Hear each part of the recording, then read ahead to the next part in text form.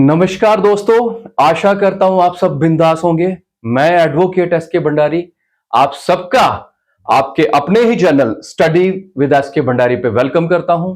Friends, जैसा कि आप सबको पता होगा कि कल की न्यूज में हमने देखा कि सुप्रीम कोर्ट के बाहर जो जस्टिस लेडी जो न्यायमूर्ति थी, न्यायमूर्ति के जो उनकी मूर्ति को थोड़ा बदलाव किया गया। वो बदलाव क्या किया गया, आज उसी चीज पे चर्चा करेंगे और हिस्टोरिकल बैकग्राउंड किस प्रकार की थी, पहले ऐसा क्यों माना जाता था, इस पे भी हम चर्चा करेंगे। तो फ्रेंड्स, जो पहले उसमें बदलाव किया गया, जो मेन था कि जो आंखों पे काली पट्टी बांधी जाती थी, उसको काफी लोगों ने काफी देर से जो है क्रिटिसाइज करते थे लोग कि कानून जो है अंधा है, कानून ये अंधा कानून है, जैसे फिल्मों भी कई पिक्चर्स में भी दिखाया गया। तो सीजीआई साहब ने भी इस चीज को देखा। पहला पॉइंट जो माना गया वो ये लिया गया कि जो काली पट्टी थी आंखों पे उसको हटाया गया। फ्रेंड्स, अब काली पट्टी को हटा के ये माना गया कि कानून अंधा नहीं है, कानून अब सब कुछ देखेगा, देख के न्याय करेगा। तो फ्रेंड्स, जो काली पट्टी थी, आखिरकार काली पट्टी जो थी उसका क्या फंक्शन था, उसका क्या मेन मकसद था?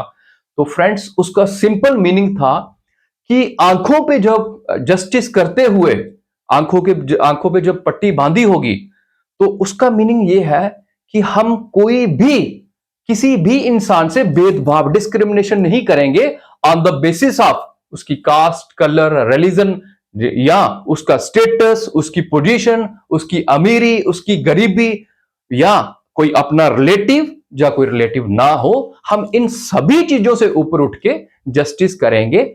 ऐसा मीनिंग था ब्लैक पट्टी का कि हम ब्लैक पट्टी लगाई है तो हम इक्वालिटी करेंगे, हम ये नहीं देखेंगे कि हमारा कोई अपना है या कोई पराया है। इन सभी चीजों को इग्नोर करते करके हम जस्टिस करेंगे, हम इक्वालिटी करेंगे।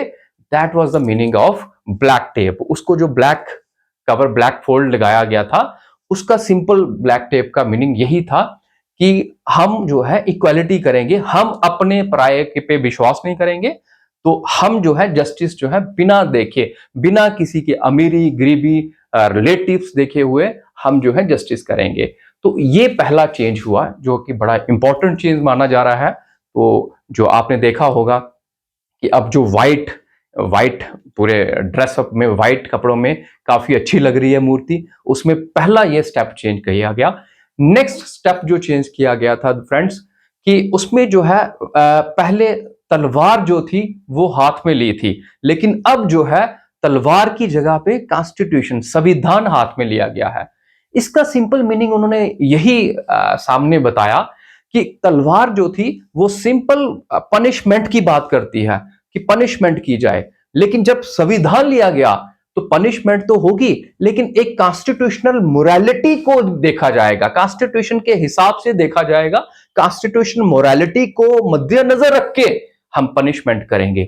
लेकिन तलवार जो थी वो पहले इंडिकेट करती थी सिर्फ और सिर्फ पनिशमेंट को, तो तलवार को हटा के कॉन्स्टिट्यूशन, संविधान को हाथों में लिया गया है।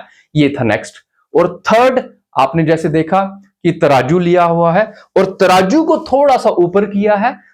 तराजू जो है एक बैलेंस, इक्वालिटी का, बराबरी का जो है वो सिंबल डिनोट करता है।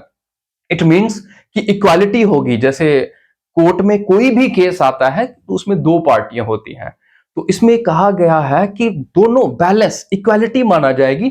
दोनों पार्टीज को सुन के, अच्छे से सुन के उनको, फिर ही उनके ऊपर जो केस की जजमेंट दी जाएगी और उनको प्रॉपर जस्टिस दिया जाएगा और इक्वालिटी उन पे इंप्लीमेंट की जाएगी। This is the meaning of that कि उसको बैलेंस रख के हम balance of equilibrium you can say कि यहां पे डिफाइन करेंगे कि बैलेंस रख के बात करेंगे। तो ये सब तीन जो थे, ये मेजर जो इसमें इश्यूज लाए गए।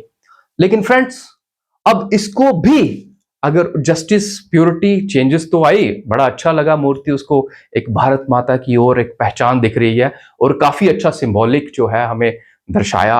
अगर आपने सबने देखा होगा तो काफी अच्छी लग रही है, इसमें नो डाउट। लेकिन उसको और जस्टिस को अप्लाई करने के लिए, जस्टिस प्रवेल करने के लिए हमें बड़े सारे और अमेंडमेंट करने की जरूरत है। जैसे फॉर एग्जांपल फ्रेंड्स, जो पेडेंसी ऑफ केसेस है, उसके लिए न्यू जजेस की रिक्वायरमेंट चाहिए, रिक्रूटमेंट होनी चाहिए। जजेस की जितनी ज्यादा रिक्रूटमेंट होगी उतना ही ज्यादा जो है लोगों को जस्टिस प्रोवाइड हो पाएगा। जो कि पेडेंसी ऑफ जस्टिस जो चल रही है वो ओवरकम, कहीं ना कहीं उससे हम ओवरकम हो सके, क्योंकि आर्टिकल 21 जो है वो स्पीडी ट्रायल को भी मेंशन करता है कि स्पीडी ट्रायल जो है this is over fundamental right. तो अगर स्पीडी ट्रायल नहीं हो पा रहा है तो इसमें भी कहीं ना कहीं जो हमारे सिस्टम में कमी अभी भी है और लोगों को जो है हम जस्टिस प्रोवाइड नहीं कर पा रहे हैं।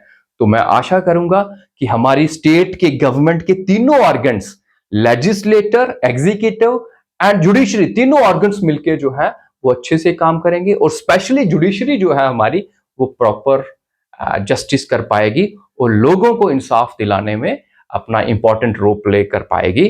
इन्हीं शब्दों के साथ आज मैं आशा करता हूं कि आज का टॉपिक भी आपको वाकई सारे टॉपिक की तरह समझ में आया होगा।